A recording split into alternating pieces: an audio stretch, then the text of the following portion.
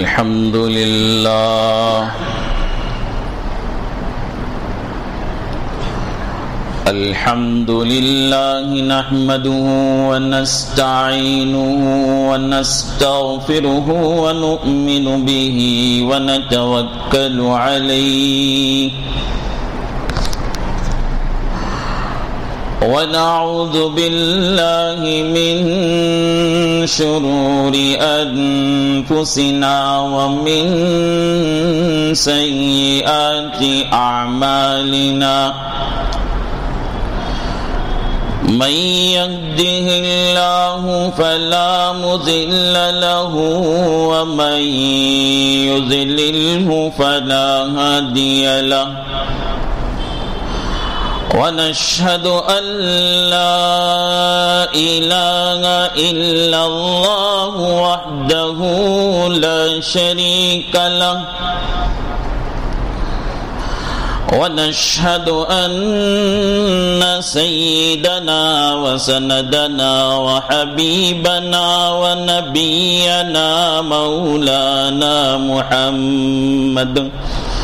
مولانا محمدا عبده ورسوله أرسله بالحق بشيرا ونذيرا وداعيا إلى الله بإذنه وسراجا منيرا وصلى الله على النبي وآله وأصحابه وبارك وسلم تسليما كثيرا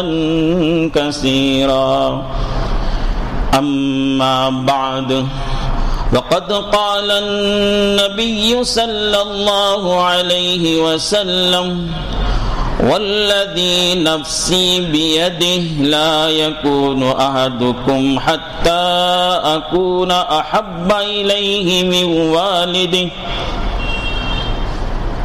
لا يؤمن أحدكم حتى أكون أحب إليه من والده وولده والناس أجمعين آمنت بالله صدق الله مولانا العظيم وصدق رسوله النبي الكريم ونحن على ذلك من الشاهدين والشاكرين والحمد لله رب العالمين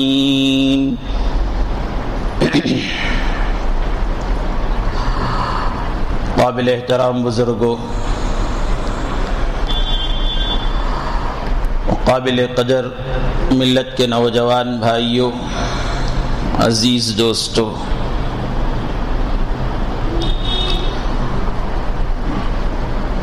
سرور کائنات رحمت للعالمین احمد مصطفیٰ محمد مجتبیٰ رحمت للعالمین صلی اللہ علیہ وسلم کی پیدائش ربیع الاول کے مہینے میں ہوئی۔ محققین میں سے بعضوں نے یہ تحقیق پیش کی کہ آپ کی پیدائش 9 ربیع الاول میں ہوئی، لیکن مشہور قول 12 ربیع الاول ہے۔ بہرحال ربیع الاول کے مہینے میں پیر کے دن محمد رسول اللہ صلی اللہ علیہ وسلم کی پیدائش بھی ہوئی اور وفات بھی اسی دن اسی تاریخ میں ہوئی۔ جب بھی ربیع الاول کا مہینہ آتا ہے تو رسول اللہ صلی اللہ علیہ وسلم کی محبت کی تجدید، جو پہلے سے ہمارے دلوں میں رسول اللہ کی محبت ہے، اس کی تجدید کا تقاضا دل میں پیدا ہوتا ہے۔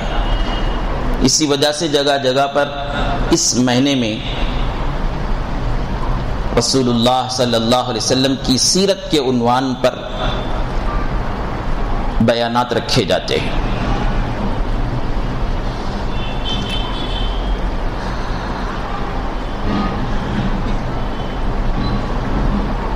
جس کا اصل تقاضا یہ ہے کہ نبی صلی اللہ علیہ وسلم کی سچی محبت دل میں پیدا ہو۔ جب تک سچی محبت اللہ اس کے رسول کی دل میں نہیں پیدا ہوگی، اس وقت تک شریعت کے کسی حکم پر عمل کرنے میں یا کسی رسول اللہ صلی اللہ علیہ وسلم کی کسی سنت پر عمل کرنے میں دل تیار نہیں ہوگا۔ کیا ابلیس عابد نہیں تھا؟ بڑا عابد تھا۔ کیا وہ عالم نہیں تھا؟ بہت بڑا عالم بھی تھا، لیکن سچا عاشق نہیں تھا۔ اللہ سے سچا عشق نہ ہونے کی وجہ سے وہ اللہ کے حکم کو بجا لانے کے میں تیار نہیں ہوا اور وہاں اپنی عقل چلانے لگا اور برباد ہو گیا، تباہ ہو گیا۔ اس وجہ سے ضرورت ہے کہ ہم اپنے دلوں میں سچی محبت، سچا عشق اللہ اس کے رسول کا پیدا کریں۔ اور رسول اللہ صلی اللہ علیہ وسلم نبی نے اپنی امت کو بارہا اس کی تاکید فرمائی ہے۔ بخاری شریف کی روایت ہے، حضرت ابو ہریرہ رضی اللہ عنہ روایت کرتے ہیں، رسول اللہ صلی اللہ علیہ وسلم نے فرمایا، والذی نفسی بیدی، یہ جملہ والذی نفسی بیدی یہ قسمیہ جملہ ہے۔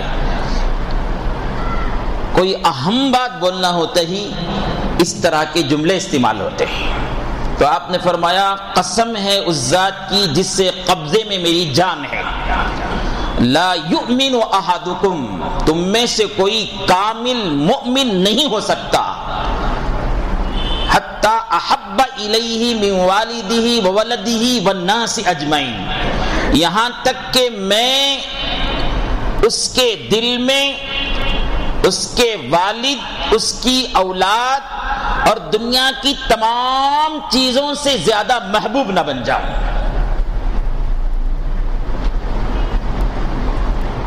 اور ایک روایت ہے، وہ بھی بخاری شریف کی روایت ہے، عبداللہ ابن ہشام رضی اللہ عنہ روایت کرتے ہیں، فرماتے ہیں کہ ہم ایک مرتبہ رسول اللہ صلی اللہ علیہ وسلم کی مجلس میں تھے۔ رسول اللہ صلی اللہ علیہ وسلم حضرت عمر کا ہاتھ پکڑے ہوئے تھے۔ حضرت عمر رضی اللہ عنہ فرط محبت میں آ کر، محبت کے جذبے میں آ کر رسول اللہ صلی اللہ علیہ وسلم سے فرمایا، یا رسول اللہ، میری جان کے سوا دنیا میں جتنے چیزیں سب سے زیادہ آپ محبوب ہیں، سب سے زیادہ آپ سے مجھے محبت ہے۔ تو رسول اللہ صلی اللہ علیہ وسلم نے فرمایا، اے عمر، تم کامل مومن نہیں ہو سکتے جب تک کہ میں تمہارے نزدیک تمہاری اولاد تمہارے جان سے بھی زیادہ پیارا نہ ہو جاؤں۔ تو فوراً حضرت عمر رضی اللہ عنہ اپنے دل و دماغ پر زور ڈالا اور فوراً کہہ دیا، رسول اللہ، میری جان سے بھی زیادہ آپ مجھے محبوب ہیں۔ تو رسول اللہ صلی اللہ علیہ وسلم نے فرمایا، الآن، اب تمہارا ایمان کامل ہوا۔ میرے عزیز و بزرگوں، اس حدیث کو آپ نے بارہا سنا ہوگا، سنا کہ نہیں سنا؟ بہت مرتبہ سنا ہوگا۔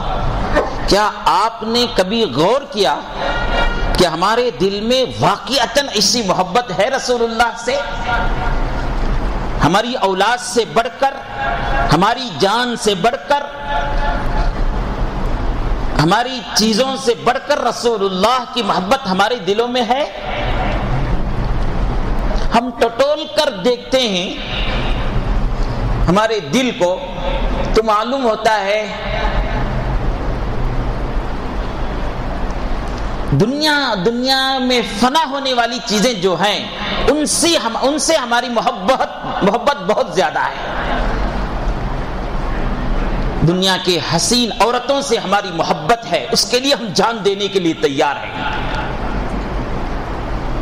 دنیا کی محبتیں، دنیا کی چیزیں، جائیداد، پراپرٹیاں، اسے حاصل کرنے کے لیے اپنے آپ کو ہم ہلاک کرنے کے لیے تیار ہیں. ہماری اولاد، ہمارے بچے، ہماری بیوی، ہم ان کو خوش کرنے کے لیے اپنے آپ کو ہلاک کرنے کے لیے تیار ہیں.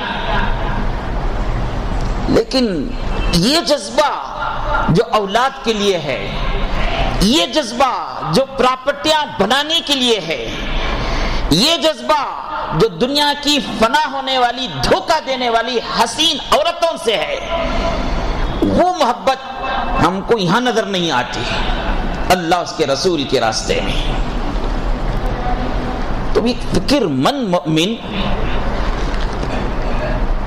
ایک سچی تڑپ رکھنے والا مومن پریشان ہو جاتا ہے. دوسروں کا چھوڑو جی، میں اپنی حالت پر غور کرتا ہوں تو مجھے بھی یہاں کمی نظر آتی ہے. میرا دل تو ادھر اسماعیل ہوتا، ادھر مائل نہیں ہوتا نا. تو اس کا حل میں آپ کے سامنے آج پیش کر دوں. آپ بھی دعا کیجئے اللہ تعالی مجھے اس عنوان کے حق کو ادا کرنے کی توفیق نصیب فرمائے. دیکھیے، محبت کی 3 قسمیں بیان کی ہیں. ایک محبت طبعی ہوتی ہے، طبعی محبت جس کے طرف خود بخود دل مائل ہوتا ہے، اسے کچھ کرنے کی ضرورت نہیں ہے، خود بخود دل مائل ہوتا ہے. اولاد ہے، خود بخود ہمارا دل ان کے طرف مائل ہوتا ہے. ایک جوان ماں اپنی اولاد کی سیوا کرتی کرتی بوڑھی ہو جاتی ہے. ایک جوان باپ اپنے بچوں کی خدمت کرتا کرتا کمزور ہو جاتا ہے. کیا ہے یہ؟ محبت. خود بخود دل اس کے طرف مائل ہوتا ہے، ان کے طرف مائل ہوتا ہے. ہے حسین اور جمیل چیزیں دنیا کی، چاہے وہ دولت کی شکل میں ہو، چاہے وہ عورت کی شکل میں ہو، خود بخود دل ان کی طرف مائل ہوتا ہے. اسے کچھ کرنے کی ضرورت نہیں ہے. اسے طبعی محبت کہتے ہیں. اللہ کا بہت بڑا احسان ہوا، اللہ بندوں سے یہ طبعی محبت کا تقاضا نہیں کرتے ہیں، یہ طبعی محبت کا تقاضا نہیں کرتے ہیں. اللہ تعالیٰ انسانوں کو پیدا کرنے والے جانتے ہیں یہ طبعی محبت ہزاروں، کروڑوں، اربوں، کھربوں بندوں میں سے چند بندوں کو ہی میسر ہو سکتی ہے اللہ اس کے رسول کے ساتھ ایسی محبت. اگر اس کا تقاضا ہو جاتا تو بہت سے لوگ محروم ہو جاتے عاشق رسول ہونے سے، اللہ کی محبت کے عشق سے، اللہ کی محبت سے، اللہ کے عشق سے محروم ہو جاتے. چند بندے اس فہرست میں آتے تھے جن کو طبعی میلان ہے شریعت کی طرف، جن کو طبعی میلان ہے اللہ اس کے رسول کی طرف، طبعی محبت ہے بہت کم آدمیوں کو اللہ اس کے رسول کی طرف. ورنہ تو بہت سے بندے ایسے ہی جن کی طبیعت دنیا کی فنا ہونے والی چیزوں کی طرف تو مائل ہوتی ہے، اللہ اس کے رسول کی طرف مائل نہیں ہوتی ہے. کہ نہیں بھائی؟ ایسا چنا ہے مسئلہ. اس لیے علماء نے اور ایک محبت کی شق نکالی، محبت عقلی. محبت عقلی کا مطلب یہ ہے جس کے طرف دل مائل نہیں ہوتا، لیکن کچھ منفعتوں کو دیکھ کر، کچھ فائدوں کو دیکھ کر آدمی اس کے طرف مائل ہوتا ہے، اسے خریدتا ہے، اسے اپنے اندر پیدا کرنے کی کوشش کرتا ہے، اس سے محبت کرنے لگتا ہے کچھ منفعتوں کو دیکھ کر. مثلا دوا ہے، آدمی بیمار ہے، اس کے لیے دوا، کڑوی دوا دی جاتی ہے، چبھنے والا انجیکشن دیا جاتا ہے، کبھی اس کا سینہ پھاڑا جاتا ہے، کبھی پیٹ چیرا جاتا ہے. کون پسند کرتا ہے اسے؟ کسی کا دل اس کے طرف مائل ہوتا کیا؟ نہیں. لیکن کیا ہے، وہ جانتا ہے یہ کڑوی دوا اپنے حلق کے اندر اتری تو اس کی طبیعت اچھی ہوگی، اس کا سینہ چیرا جائے گا تو اس کا دل کی بیماریاں دور ہوں گی، پیٹ چیرا جائے گا تو پیٹ کی بیماریاں دور ہوگی. یہ جانتا ہے، اس لیے وہ پیسہ خرچ کر کے اس کے طرف مائل ہوتا ہے اور ان کو خریدتا ہے اور اسے اپنے اندر لانے کی کوشش کرتا ہے. یہ عقلی محبت ہے۔ اسی طرح ایک آدمی ذرا بیٹھ کر سوچتا ہے تو میں یہ پیسہ خرچ کروں گا، تو اس پیسہ خرچ کرنے کے ذریعہ اور میں اپنی جسمانی محنت کے ذریعہ غریبوں کی مدد کر کے، مسکینوں کی مدد کر کے، بیواؤں کی مدد کر کے، حاجت مندوں کی مدد کر کے، بیماروں کی بیمار پرسی کر کے، والدین کی خدمت کر کے اللہ کو خوش کر سکتا ہوں، جنت پا سکتا ہوں، جہنم سے بچ سکتا ہوں، عذاب قبر سے بچ سکتا ہوں، تو پھر یہ چیزوں سے محبت کرنے لگتا ہے، صدقے سے، نماز سے، حج سے، عمرے سے اور دینی امور سے، شریعت کے احکام سے محبت کرنے لگتا ہے، کس بنیاد پر؟ عقل کو استعمال کر کے۔ اسے محبت عقلی کہتے ہیں۔ اور ایک محبت ایمانی ہے۔ محبت ایمانی کا مطلب یہ ہے نفع اور نقصان دیکھے بغیر اللہ اس کے رسول کے نام پر مر مٹ جانا ہے۔ نفع ہوتا ہے یہ بھی سمجھ میں نہیں آتا، نقصان ہوتا ہے یہ بھی سمجھ میں نہیں آتا، لیکن اللہ اس کی رسول کے عظمت کے سامنے اپنے آپ کو قربان کر دیتا ہے۔ یہ محبت ایمانی ہے۔ اللہ اس محبت عقلی اور اس محبت ایمانی کا تقاضا کرتے ہیں۔ طبیعی محبت کا تقاضا نہیں ہے۔ معلوم ہے طبیعی تقاضا ہمارا کہاں کہاں جا رہا ہے، ہمارے دلوں میں کیسی کیسی چیزوں کی محبت ہے اللہ کو معلوم ہے۔ اس لیے عقلی محبت یا ایمانی محبت کا تقاضا ہے۔ اس ایمانی محبت کے تقاضے سے اللہ اس کے رسول کی محبت کرو، دل مائل نہیں ہوتا ہے تو کھینچ کر لاؤ رسول اللہ کی سنتوں کی طرف، دل مائل نہیں ہوتا ہے کھینچ کر لاؤ اللہ کے حکم کی طرف۔ یہ عقلی محبت، یہ ایمانی محبت ہے۔ دو تین مثالیں میں آپ کے سامنے پیش کر دوں۔ سیدنا حضرت عبد الرحمن بن ابی بکر رضی اللہ عنہ یہ بہت دیر میں مسلمان ہوئے۔ ابو بکر رضی اللہ عنہ کے بھائی حضرت عائشہ رضی اللہ عنہا کے سگے بھائی حضرت ابو بکر رضی اللہ عنہ کے بیٹے، حضرت ابو بکر رضی اللہ عنہ کے بیٹے حضرت عائشہ رضی اللہ عنہا کے سگے بھائی بہت دیر میں مسلمان ہوئے۔ وہ اپنا واقعہ بیان کرتے ہیں، بدر میں اور احد کی لڑائی میں مشرکین کے طرف سے سپاہی بن کر آئے تھے۔ ایک مرتبہ اپنے باپ ابو بکر سے کہنے لگے، ابا جان، بدر کی لڑائی میں ایک وقت ایسا آ گیا تھا کہ آپ میرے تلوار کے سائے تلے آ گئے تھے، لیکن باپ ہونے کی محبت غالب آ گئی، اس لیے میں نے آپ کو قتل نہیں کیا اور چھوڑ دیا۔ تو حضرت ابوبکر صدیق رضی اللہ عنہ نے یہ بات سنا تو کہنے لگے، بیٹے تم خوش نصیب ہو کہ وہ بدر کی لڑائی میں آپ میرے تلوار کے سائے تلے نہیں آئے۔ اگر تم میرے تلوار کے سائے تلے آتے تو میں ایمانی محبت میں آ کر، اللہ اس کے رسول کی محبت میں آ کر تمہاری گردن کو زمین میں گرا دیتا۔ یہ ایمانی محبت ہے، یہ عقلی محبت ہے، اسی کا تقاضا ہے، اسی کا تقاضا ہے شریعت میں۔ اور ایک مثال پیش کر دوں،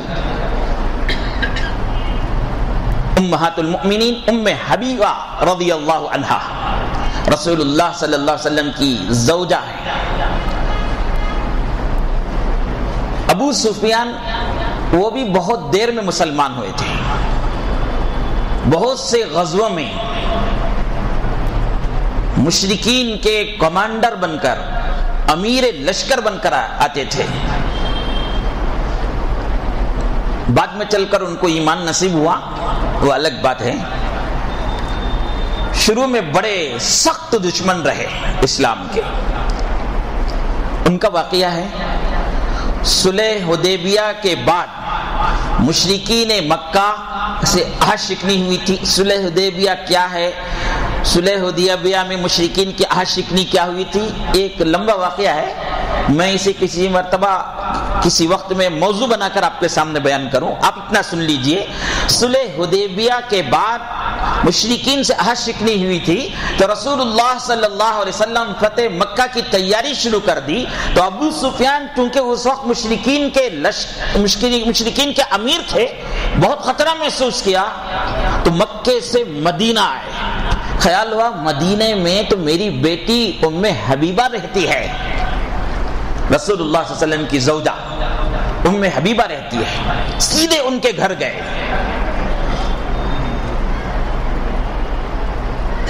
بستر بچھا ہوا تھا تو ام حبیبہ رضی اللہ عنہا فوراً اس بستر کو لپیٹ کر سائیڈ میں رکھ دیا, کنارے میں رکھ دیا.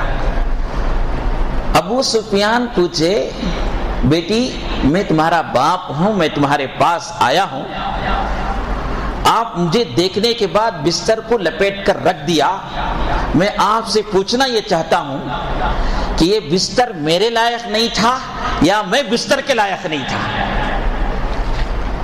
تو ام حبیبہ رضی اللہ عنہ فرماتی ہیں یہ بستر میرے آقا محمد الرسول اللہ صلی اللہ علیہ وسلم کا بستر ہے اور آپ مشرک ہیں, اس بستر کے لائق نہیں ہیں. کیا بھائی, ام حبیبہ کو ان کے باپ سے محبت نہیں تھی کیا؟ کون سی بیٹی ہوتی ہے جسے باپ سے محبت نہیں ہوتی؟ وہ بھی جب سفر کر کے ایک علاقے سے دوسرے علاقے میں جب باپ آتا ہے, شوہر کے پاس رہنے والی بیٹی کو اپنے باپ سے کتنی محبت ہوتی ہے. یقیناً ام حبیبہ کو بھی تھی ہوگی, طبیعی محبت تھی ہوگی, لیکن ایمانی محبت غالب آئی تو کہہ دیا یہ پاک بستر میرے نبی محمد الرسول اللہ صلی اللہ علیہ وسلم کا ہے, آپ مشرک ہیں, اس بستر کے آپ لائق نہیں ہیں. یہ ایمانی محبت ہے. اور سن لو, اسی ایمانی محبت کا تقاضا ہے میرے سے بھی آپ سے بھی, طبیعی محبت کا تقاضا نہیں ہے. میرے عزیز و بزرگوں, آج ہم سے یہی تقاضا ہے کہ ہم اپنے اندر ایمانی محبت پیدا کریں, عقلی محبت پیدا کریں. ہم تو یہ سمجھ گئے ربیع الاول کا مہینہ آیا تو جھنڈے چڑھا دیے, جلوس نکال دیے, جلسوں میں نکل گئے, دوسروں کا دیکھا دیکھی ڈی جے بجا دیے, بعض جگہ تو پٹاخے بھی پھوڑ دیے, تو سمجھتے ہیں کہ یہ محبت ہے. نہیں, یہ تقاضا نہیں ہے. ہمارے نبی اتنے معمولی نہیں ہے, اس کا تقاضا نہیں کر رہے ہیں کہ تم پٹاخے پھوڑو, تم ڈی جے بجاؤ, اس کا تقاضا نہیں کر رہے ہیں. میرے نبی, آپ کے نبی, میرے اور آپ کا پروردگار ہم سے یہ تقاضا کرتا ہے کہ ہم سر سے لے کر پیر تک ایمانی محبت میں, محبت کے تقاضے میں آ کر نبی صلی اللہ علیہ وسلم جیسے بننے کی کوشش کریں, نبی صلی اللہ علیہ وسلم کی سنتوں کو اپنے اندر پیدا کریں. آج دنیا کی بہت سی جگہوں میں نبی صلی اللہ علیہ وسلم کی شان میں گستاخی ہوتی ہے. ہمارا ایمانی جذبہ یہاں پر کیا کہہ رہا ہے؟ ہماری عقلی محبت, ایمانی محبت کیا کہہ رہی ہے؟ ہم سب کو جائزہ لینا ہے. پہلے تو کوئی فرد ملک میں یا ملک کے باہر نبی صلی اللہ علیہ وسلم کی شان میں گستاخی کر دیتا تھا. آج ملک میں, ملک کے صدر کی سرپرستی میں, ملک کے فرانس میں نبی صلی اللہ علیہ وسلم کی شان کی گستاخی ہو رہی ہے, شان میں گستاخی ہو رہی ہے. ہمارا ایمانی جذبہ کیا کر رہا ہے؟ ہماری ایمانی محبت کیا کر رہی ہے؟ آپ میں سے بہت سے لوگ کہہ دیں گے آسانی سے, ہمارے پاس نہ طاقت ہے, نہ ہمارے پاس حکومت ہے, نہ ہمارے پاس قوت ہے, نہ ہمارے پاس کوئی چیز ہے جسے ہم انتقام لے سکیں. ہمارے ملک ہندوستان والے یہ بول دیں گے جن کے پاس حکومت ہے, جن کے پاس طاقت ہے, جن کے پاس قوت ہے, وہ اللہ کے پاس جواب دہ ہیں. پوچھیں گے اللہ رب العالمین میرے نبی کے شان میں گستاخی ہوتی تھی، تم نے کیا کیا؟ اور ہمارے ملک کے لوگ بھی اتنا کہہ کر بچ نہیں سکتے، ان کے اختیارات کے متعلق ان سے سوال ہوگا۔ میرے نبی کی حرمت کا مسئلہ ہے، ان کی عزت کا مذاق اڑایا جا رہا ہے، کارٹون بنا کے گستاخانہ خاکوں کو دیواروں پر چسپاں کیا جا رہا ہے ایک ملک میں علل اعلان کھلم کھلا آزادی رائے کے نام پر، اور سب لوگ تماشائی بنے ہوئے۔ ہم میں سے ہر فرد سوچیں ہم کیا ایکشن لے سکتے ہیں۔ بزرگوں کی طرف سے یہ مشورہ دیا گیا، وہ ملک جو نبی صلی اللہ علیہ وسلم کی شان میں گستاخی کرتا ہے وہاں سے بنائی جانے والی چیزوں کا مکمل بائیکاٹ کیا جائے، مکمل بائیکاٹ کیا جائے۔ آج انٹرنیٹ میں معلوم کرے فرانس میں بننے والی کیا کیا چیزیں ہیں، کیا کیا چیزیں ہیں، ان چیزوں کی بالکل خرید و فروخت چھوڑ دیں، یہ نبی کی محبت میں آ کر کریں۔ بہت سے لوگ کہیں گے اس سے کیا فرق پڑے گا مولانا، وہ تو بڑا طاقتور ملک ہے، وہ ایک ہم لوگ مسلمان چھوڑ دیے تو کیا ہے اس کی چیزوں کا، اس کا کچھ بھی نقصان نہیں ہوگا، ہمارا نقصان ہوگا۔ بہت سے لوگ ایسا بولتے ہیں۔ جب ان سے کہا گیا تھا اسرائیلی چیزوں کا بائیکاٹ کیا جائے، جب ان سے کہا گیا تھا فلسطین پر ظلم کرنے والے ملک کے چیزوں کا بائیکاٹ کیا جائے، پیپسی کا، کوکو کولا کا، فانٹا، مرنڈا، کیا کیا پینے والے چیزیں ہیں ان کا بائیکاٹ کرنے کے لیے کہا تو بہت سے لوگ یہ کہے تھے اور کہتے ہیں کیا فرق پڑ جائے گا اس سے، ایک مٹھی بھر مسلمان بائیکاٹ کر ڈالے تو ان کا کیا مال کا نقصان ہو جائے گا، ان کی طاقت میں کیا فرق پڑ جائے گا، کہتے تھے۔ میں ان کا جواب دیتا ہوں آپ کو، اور اچھی طرح سے اس جواب کو نوٹ کر کے دنیا والوں تک پہنچاؤ۔ اور اس سے پہلے جواب دینے سے پہلے ایک واقعہ سناتا ہوں، سنیے۔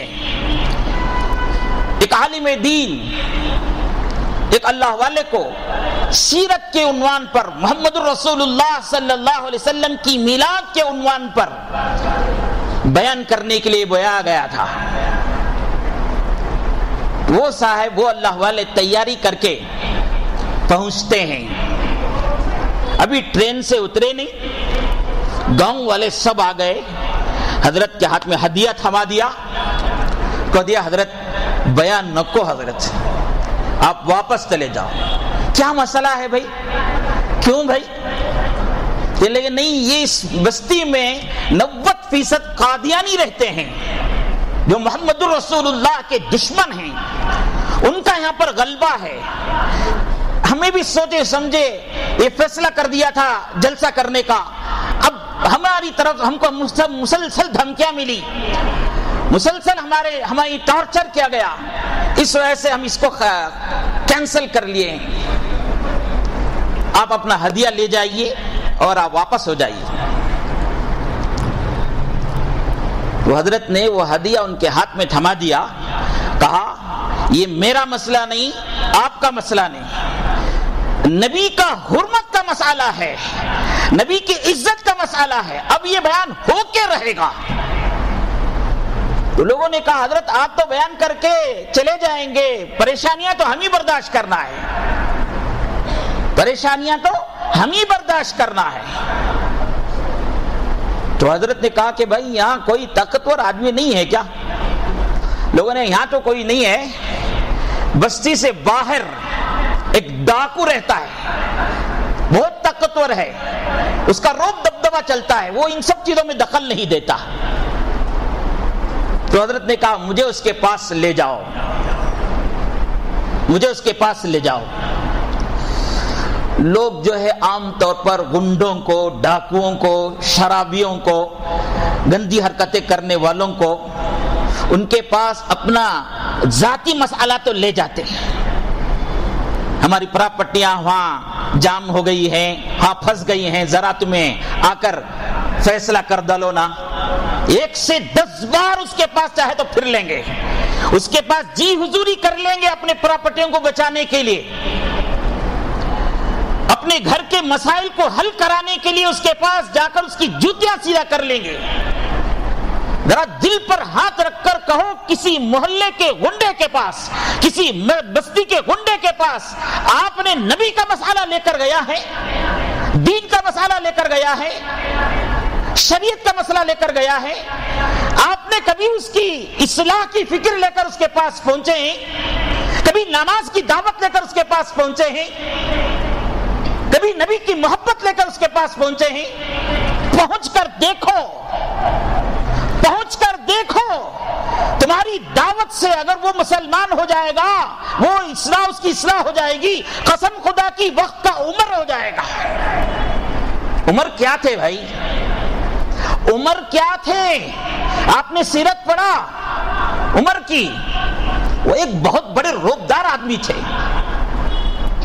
دن رات ان کا مشغلہ بےہودہ ہوتا تھا، لیکن نبی صلی اللہ علیہ وسلم نے ان پر محنت کی، راتوں میں اٹھ کر دعا مانگی اللہ کے دربار میں، یا اللہ عمر یا ابو جہل میں سے کسی کو مسلمان بنا کر اسلام کو مضبوط فرما۔ دعا بھی مانگی، دعوت بھی دی، تو نبی کی دعوت پر عمر مسلمان ہوئے تو ایسے مسلمان ہوئے کہ ان کے رائے پر قرآن نازل ہوا، اور رہتی دنیا تک عمر جیسا کوئی آدمی پیدا نہیں ہو سکتا، ایسی حکومت دنیا والوں کے سامنے کر گئے۔ آپ بھی کرو نا، جیسے آپ اپنی پراپرٹیوں کے مسئلے ان کے پاس لے کر جاتے ہیں، شادیوں اور طلاق کے مسئلے لے کر جاتے ہیں، گھریلو جھگڑے لے کر ان کے پاس جاتے ہیں، کبھی جاؤ ان کے پاس اصلاح کی بات لے کر، نماز کی بات لے کر، دین کی بات لے کر۔ اللہ مجھے بھی توفیق دیں اور آپ کو بھی توفیق دیں، اس کے لیے راستے ہموار کریں۔ بہت آسان ہے ان کے پیچھے ان کے پیٹ کی برائیاں کر دینا، ایسا کرتا ویسا کرتا، پم بنا ہوا ہے، دلال بنا ہوا ہے، یہ بنا ہوا ہے، وہ بنا ہوا ہے، بیٹھ کر تبصرے کر دینا بہت آسان ہے۔ خدا پکڑ کر پوچھ لیں گے، اس کے بارے میں اتنی غیبت کی ہے تم نے، کیا کبھی اس کی اصلاح کی فکر لے کر تم بیٹھے تھے؟ کیا بھی اصلاح کی فکر لے کر اس کے پاس پہنچے تھے؟ وہ گریبان پکڑ کر کل قیامت کے دن پوچھے گا، یہ میرے پاس آتا تھا اپنی دنیا کے مسئلے لے کر، یا اللہ کبھی اس نے میں دین کا مسئلہ لے کر نہیں آیا۔ تو بہرحال وہ عالم دین اس گنڈے اور ڈاکو کے پاس پہنچتے ہیں، اور پہنچتے ہی اس نے پوچھا، مولوی جی یہاں کیسے آ گئے؟ یہاں تو آپ کی جگہ نہیں ہے، یہاں تو آپ آیا نہیں کرتے۔ اس اللہ والے کی دل سے بات نکلی تھی، کہا کہ اللہ کے بندے، نبی کی حرمت کا مسئلہ لے کر تیرے پاس آیا۔ اتنا سننا تھا، اس کے بدن پر جھرجھری طاری ہو گئی، کھڑا ہو گیا، بولو مولانا کیا کر سکتا ہوں میں نبی کی حرمت کے سلسلے میں، نبی کی عزت کے مسئلے میں کیا کر سکتا ہوں؟ صورت حال بیان کیا گیا، یہ حال ہے۔ وہ آیا اپنی مصروفیات کو چھوڑ کر اس عالم دین کے ساتھ، کہا کہ کرو بیان، کون کیا کرتا ہے دیکھیں گے۔ 3 گھنٹے تک مسجد میں بیان ہوا، اور لوگ جو اثر لینا تھا لیے، اور مجلس ختم ہو گئی، چلے گئے۔ چند دنوں کے بعد اس عالم دین کے پاس ایک آدمی آتا ہے، چہرے پر داڑھی ہے، سر پر پگڑی ہے، ہاتھ میں تسبیح ہے، زبان پر درود ہے، آنکھوں میں آنسو ہیں، اور کہتا ہے میں آپ کے دربار میں آیا ہوں۔ تو یہ اللہ والے، یہ عالم دین ان سے پوچھے آپ کون ہیں؟ میں کہا کہ میں وہی ڈاکو ہوں جس کی نگرانی میں نبی کا جلسہ ہوا تھا، نبی کی سیرت کا جلسہ ہوا تھا۔ پوچھا یہ تبدیلی کیسے؟ آپ کے ہاتھ میں شراب کی باٹل ہوتی تھی، اب تسبیح ہے، آپ کہتے مایا کرتے تھے، آپ کی آنکھوں میں آنسو ہے، یہ تبدیلی کیسی؟ اس غنڈے نے کہا کہ اس جلسے کے بعد میں گھر میں جا کر سوتا ہوں تو میری آنکھ لگتے ہی پیارے حبیب محمد رسول اللہ صلی اللہ علیہ وسلم میرے خواب میں آ گئے اور کہنے لگے، اے بندے آج میری حرمت کا پہرا تو نے دیا ہے، کل قیامت کے دن تیری حرمت کا پہرا میں دوں گا، اور میری حرمت کا پہرا تو نے دیا، تو میرا رب اتنا خوش ہوا کہ تجھ سے راضی ہو گیا ہے، تجھ سے خوش ہو گیا ہے۔ میں آنکھیں کھلی تو میری دنیا بدل گئی، میں اس وقت ایسے حالت میں آیا۔ میرے عزیز و بزرگوں، آج یہ کہنے والے کہ فرانس کی مصنوعات، فرانس میں بنی ہوئی چیزوں کا بائیکاٹ کرنے سے فرانس کا کچھ بگڑے گا نہیں، اس کی قوت میں کچھ فرق نہیں آئے گا، یقیناً ہو سکتا ہے اس کی ہمارے بائیکاٹ کرنے سے اس میں کچھ بگڑے گا نہیں، اس کی طاقت میں کچھ فرق نہیں پڑے گا، اس کی مالی قوت میں کچھ فرق نہیں پڑے گا، لیکن یاد رکھیے یہ حرمت رسول پر بولے جانے والے کلمات، حرمت رسول میں وہ لکھے جانے والے الفاظ، حرمت رسول میں آ کر یہ فرانس کی چیزوں کو بائیکاٹ کرنے کا عمل اللہ کو اگر پسند آ گیا تو یہی ہماری قبر کے لیے کافی ہے، یہی ہماری حشر کے لیے کافی ہے، یہی ہمارے نبی کی سفارش کے لیے کافی ہے۔ ہیلے بناؤ نہیں، بائیکاٹ کرو۔ دنیا کا نقصان اسے ہوتا ہے کہ نہیں ہوتا ہے، اس کی کمپنیوں کو نقصان ہوتا ہے کہ نہیں ہوتا ہے، ہم کو اس سے کوئی سوال نہیں۔ ہم جو یہ کر رہے ہیں اسے نقصان پہنچانے کے لیے نہیں، بلکہ نبی کی محبت میں آ کر وہ ایک معمولی آدمی کی کیا حیثیت ہے کہ ہمارے نبی کی شان میں گستاخی کریں۔ آزادی رائے کا نام لے کر ترک کے بادشاہ طیب اردگان جب اس فرانس کے بادشاہ کے سلسلے میں، صدر کے سلسلے میں یہ کہہ دیا، اس کا دماغ خراب ہو گیا ہے، دماغ کو علاج کرانا چاہیے، اسے شاٹ لگتا ہے، اس کی اس جملے سے شاٹ لگتا ہے۔ آزادی رائے کا جھنڈا یا آزادی رائے کا راگنے والے، گیت گانے والے فوراً ترکی سے اپنا سفیر واپس بلا لیتا ہے ایکشن کے طور پر۔ تو ہم نبی کی محبت کرنے والے، نبی کا عشق کا دعویٰ کرنے والے، وہ ظالم ہمارے نبی صلی اللہ علیہ وسلم کی شان میں گستاخی کرنے والے کو ایوارڈ دے اور نبی کے شان کے گستاخی کے خاکوں کو اپنے ملک میں چسپاں کریں اور اپنی سرپرستی میں نبی کی شان کی گستاخی کرے، اور ہم لوگ یہ کہتے ہیں بیٹے ہم کچھ بھی نہیں کرتے، ہم کچھ بھی نہیں کر سکتے۔ آپ اپنے دائرے میں رہ کر اپنی استطاعت کے مطابق، اپنی قوت کے مطابق یہ کرو، انشاءاللہ اللہ خوش ہوں گے۔ دنیا میں اس کا رزلٹ آتا ہے نہیں آتا ہے ہم اس کی کوئی پرواہ نہیں ہے، خبر میں اس کا رزلٹ آیا تو بس ہے، اللہ کے دربار میں اس کا رزلٹ آیا تو بس ہے، حشر میں اس کا رزلٹ آیا تو بس ہے۔ میں پہلے بھی آپ کے سامنے کہا ہوں، فلسطین ایک مظلوم ملک ہے، ہمارے پیپسی کے پیسوں سے، ہمارے کوکولوں کے پیسے سے، یہ ہمارے فانٹا مرینڈا کے پیسوں سے، یہ ہمارے مازا کے پیسوں سے وہ بم میزائل بنا کر ان مظلوموں پر ظلم کرتا ہے۔ میں نے ایک چھوٹے بچے کا کلپ دیکھا، دل بہت رونے لگا۔ وہ کہتا ہے اے دنیا کے مسلمانوں، اے دنیا کے مسلمانوں، کیا تم بریانی کھا کر، گوشت کھا کر ہضم کرنے کے لیے جو مشروبات پیتے ہو، اس مشروبات کے پیسوں سے ہم کو ہمارے باپ کو ختم کیا جا رہا ہے، ہمیں یتیم کیا جا رہا ہے، ہماری ماؤں کو بیوہ کیا جا رہا ہے، ہمارے بوڑھوں کو بے سہارا کیا جا رہا ہے، اور اب تم لوگ کھا کر ہضم کرنے کے لیے مشروبات پیتے ہو، پیپسی پیتے ہو، کوکا کولا پیتے ہو، اور یہ سب مصنوعات اسرائیل سے بنتے ہیں۔ اب ان کے لیے بھی یہی کہوں گا، وہ لوگ بھی یہ کہتے ہیں کیا بگڑ جائے گا ہمارے ایک آدمی کے نہیں پینے سے، کچھ بھی نہیں بگڑے گا اسرائیل کا، ممکن ہے دنیا میں اس کا رزلٹ نہ آئے، لیکن اللہ کے دربار میں اتنا تو کہہ سکتے ہیں نا، اتنا تو کہہ سکتے ہیں نا، نبی کے گستاخ، اسلام کے دشمن کی مصنوعات کو میں اپنے طرف سے بائیکاٹ کیا، اللہ مجھے اتنی طاقت تھی۔ کہہ سکتے کہ نہیں کہہ سکتے؟